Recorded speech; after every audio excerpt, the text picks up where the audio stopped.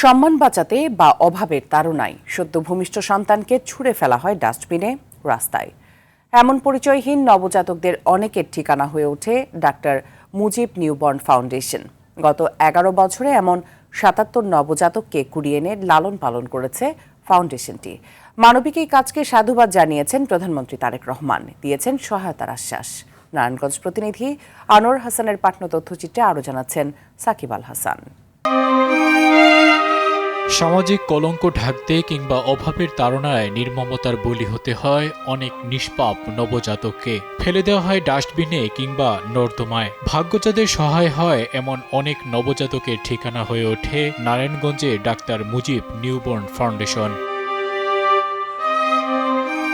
2015 সালের এক মধ্যরাতে শাকসবজি ভর্তি পলিথিনের ভেতর এক নবজাতককে ফেলে দেওয়া হয় ডাস্টবিনে। শিশুর কান্না শুনে এক পথচারী তাকে উদ্ধার করে স্থানীয় স্বাস্থ্য কমপ্লেক্সে নিয়ে যান। উপজেলা নির্বাহী কর্মকর্তার ফোনে শিশুটিকে এনে 9 মাস চিকিৎসা দেন ডাক্তার মুজিবুর রহমান। সেই থেকে এমন 77 নবজাতকের পৃথিবীর আলো দেখা তার হাত ধরে। বাবা মায়ের স্নেহ ছাড়া বেড়ে ওঠা এসব শিশুর প্রতি মমতার কমতি নেই নার্স ও চিকিৎসকদেরও। তো যখন তাদেরকে আমরা সেবা দিতে যাই, আমাদের মানবিকতাটা আরও মন থেকে আরও বেশি কাজ করে। কারণ আমরা তখন একটা জিনিসই চিন্তা করি, তাদের দেখাশোনা করার জন্য তাদের যে বাবা মা বা ভাই বোন যারা আসবে, ওদের তো কেউই নাই। ফাউন্ডেশনের বাবুদের জন্য আমরা আলাদা করে নার্স দিয়ে দিই, যে তারা প্রপার কেয়ারটুকু পায়।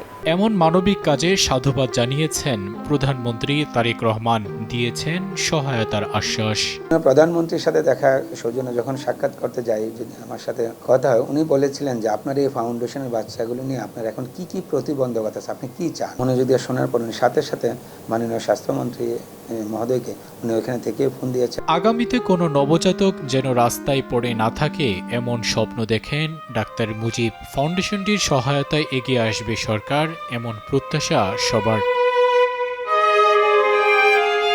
সাকিব আল হাসান, RTV।